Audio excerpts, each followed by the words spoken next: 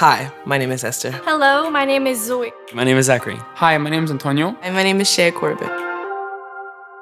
Des fois, je me sens pas dans ma place parce que mon niveau c'est pas aussi bon que j'aimerais. Mais je le prends comme une opportunité de s'améliorer.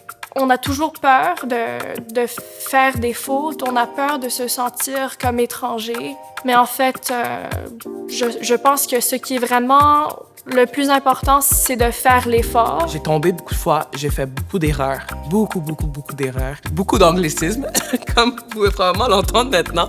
Mais je le fais avec un sourire. Puis je vous dis, le faire avec un sourire, ça va loin. Parce que même les gens qui le reçoivent, même s'ils sont un peu plus nitpick avec certains mots francophones ou certaines façons que tu dis en français, quand tu fais avec un sourire, ils comprennent que tu essaies.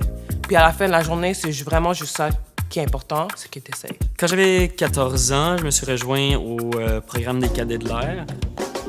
Puis j'étais dans une unité francophone. Ça a été intimidant pour moi, mais la majorité du monde n'a pas de mépris. Donc dès qu'on a commencé à s'apprendre, on a pu contourner les obstacles. J'ai vraiment eu un moment où il fallait que je décide est-ce que je le veux ou pas. Si je décide de rester ici, faut que j'apprenne le français et pourquoi le français est important pour les Québécois et Montréal. En anglais, on dit il y a le good, le bad, puis le ugly. Puis c'est dans toutes les communautés.